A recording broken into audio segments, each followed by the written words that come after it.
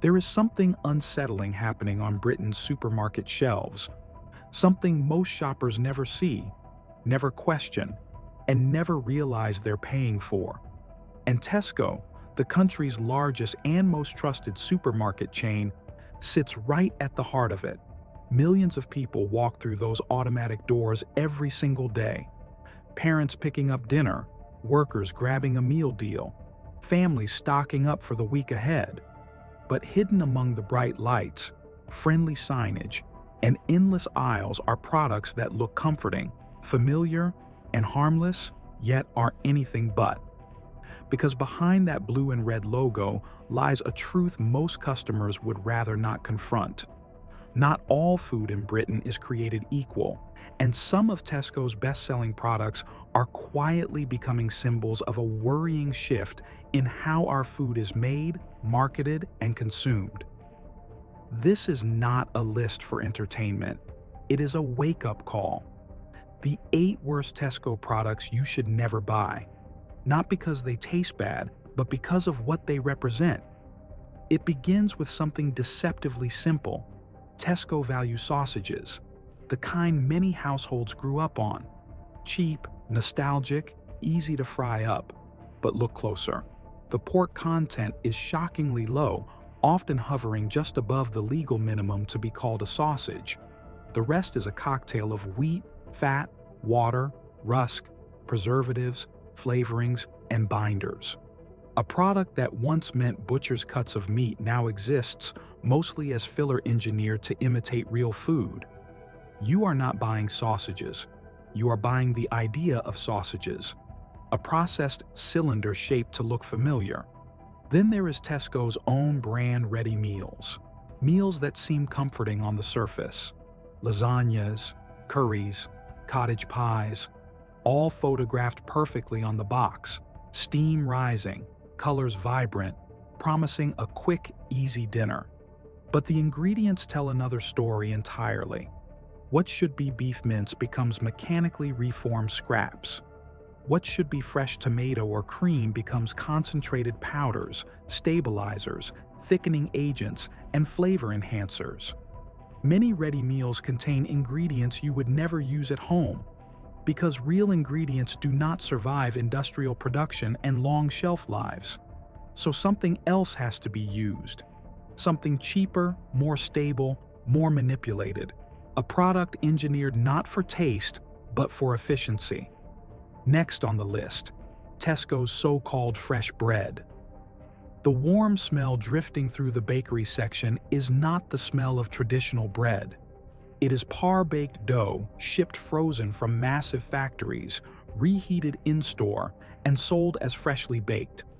Look at the labels and you'll find additives such as calcium propionate, emulsifiers, and improvers designed to mimic texture and delay styling. The reality is simple. Many British supermarkets are no longer baking bread. They are reheating loaves manufactured weeks earlier, and most customers never notice. Tesco's pre-shredded cheese is yet another quiet offender.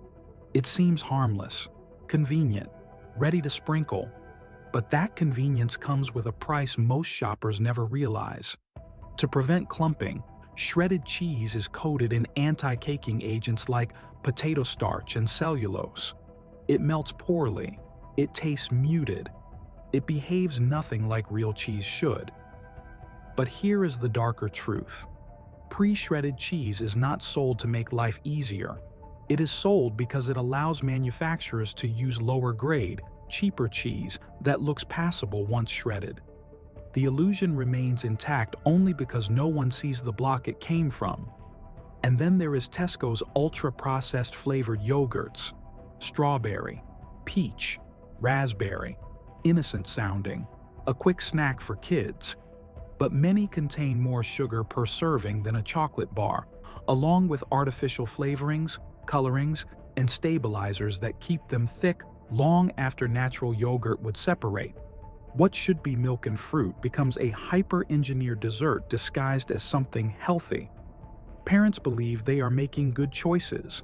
Tesco knows they believe that, and the product is built around that belief.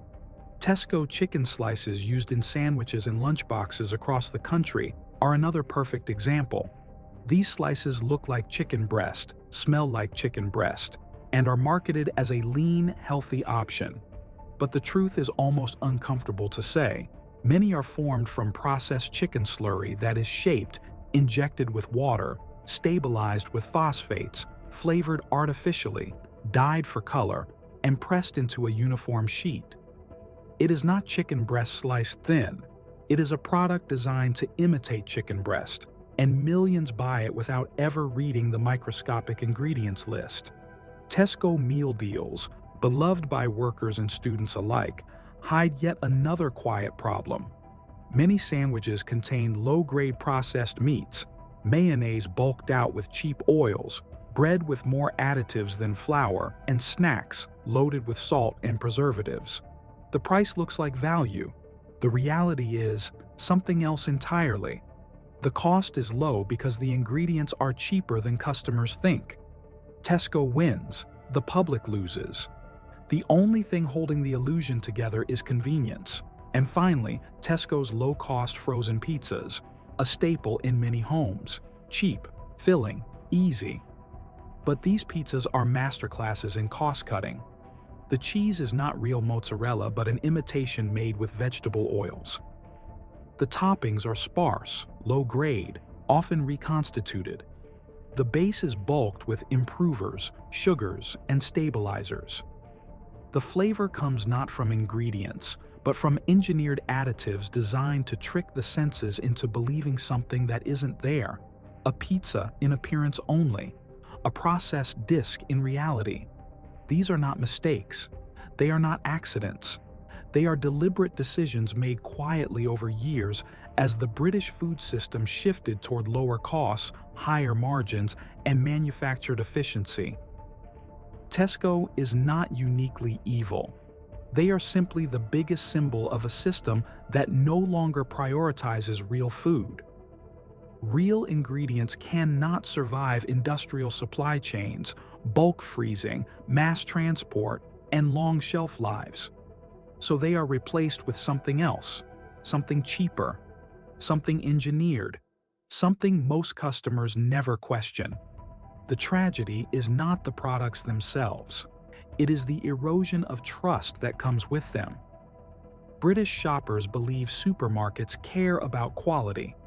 They believe a product is what it claims to be. They believe that if something looks healthy or honest, it probably is.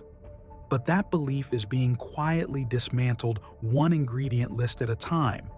Because when supermarkets replace meat with fillers, replace fresh baking with industrial reheating, replace yogurt with sugary desserts, replace cheese with starch-coated shreds, replace chicken breast with processed sheets of reformed slurry, something important disappears. Integrity, transparency, respect for the customer. For years, people walked the aisles assuming these products were harmless. But once you learn the truth, once you see the patterns, once you understand how the system operates, something fundamental changes. You stop tasting the food. You start noticing the shortcuts, the compromises, the missing ingredients, the artificial smell, the hollow feeling after eating, the suspicion you can't quite shake, that quiet voice saying something is not right.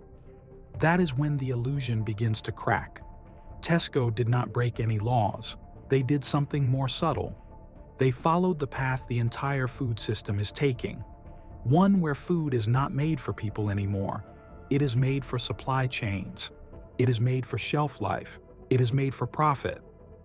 Tesco's worst products are not unique. They are symptoms, clues, warning signs of a deeper problem. When the largest supermarket in Britain fills its shelves with processed substitutes instead of real food, the impact spreads far beyond one store. It reshapes public health. It reshapes expectations. It reshapes what we accept as normal.